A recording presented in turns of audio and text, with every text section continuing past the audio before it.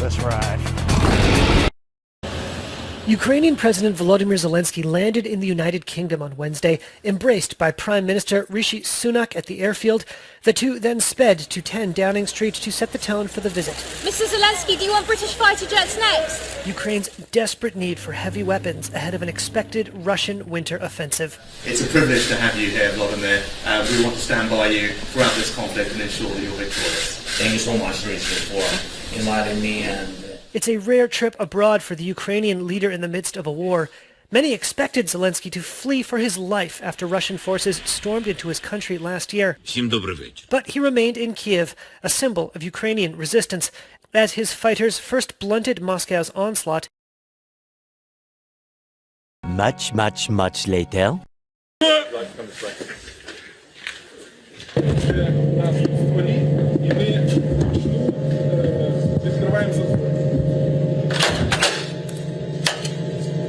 Must ensure Відкрили, закрили. that we put the handle back in its storage position. Бачите червону ручку? Бачите? Дуже важливо, щоб вона на 9 годину. From here, we're going to move our selector around to the automatic. І останнє, що ви робите, як завжди, перевіряєте контрольну панель. Here we're doing the final check that our ammunition is correct.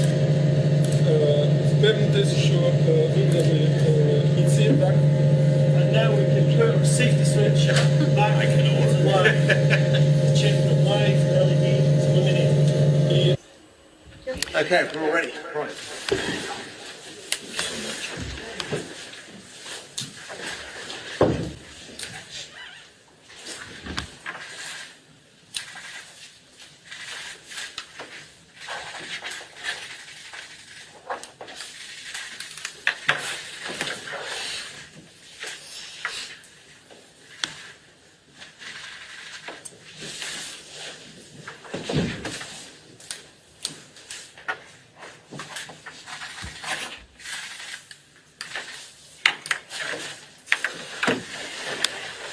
Thank you so much. Thank you. Great pleasure. Yeah, All right. ready.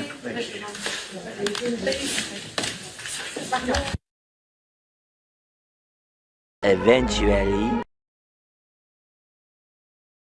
Take a look at this picture. This is a woman named Maria Ponomarenko. She's a Russian journalist. This is her in the cage of Russian judicial system. Russian prosecutors want to sentence her to 9 years in prison, according to the human rights group OVD. Well, why?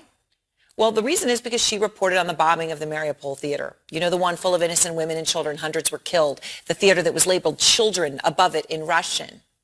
Ponomarenko was arrested because she described what happened on Telegram, what really happened, right? That there was a bombing and all those women and children, so many were killed. So now she is there in that cage charged with disseminating false information about the Russian army. She's a mother of two, and she may very well spend the next decade of her life in prison or penal colony. After all, Russian courts do have a history of rubber stamping what prosecutors recommend.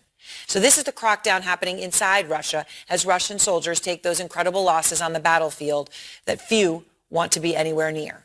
Our Fred Pleiken is out front live in Kyiv tonight. And Fred, you're there on the front lines. You had a chance to speak with some of those Wagner fighters who are, you know, the ones in those trenches by those tanks. They are now the ones you spoke to, Ukrainian prisoners of war. An incredible opportunity for you to come face to face and speak to them. What did they tell you? Hi, Aaron. First of all, you're absolutely right. It was certainly a remarkable opportunity that we had. And at the same time, of course, it's also something that we needed to treat in a very sensitive way. It was Ukrainian intelligence that allowed us access to these two Wagner fighters that had been captured late last year on the battlefields in eastern Ukraine. And of course, we had to make clear to these fighters that they were under no obligation whatsoever to speak to us. Also, of course, we had to assure ourselves, as best we could, that they did not feel under any sort of duress to speak to us. And those are certainly things that we conveyed to these fighters. The other thing that we obviously did is we hid their identity, we changed their voices, but they gave us some pretty remarkable insight into some of the tactics that Wagner is using, specifically those human waves of expendable fighters that are being sent towards... Now I agree with Rush. I'm too stupid to make up my own mind.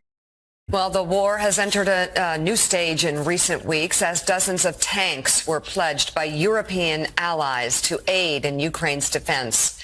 with some already on their way. Leading the charge in that effort is Poland, which in late January stressed that even if other countries did not want to send tanks, Poland would. Joining us now, Polish Chief of Defense General Ray and Jacek, and it is really good to have you on board. Poland has stepped up immediately with no debate in so many ways. Tell us about your visit here and your message to America and other partnering nations in aid of Ukraine. Oh, very good morning. Morning. Ukraine is...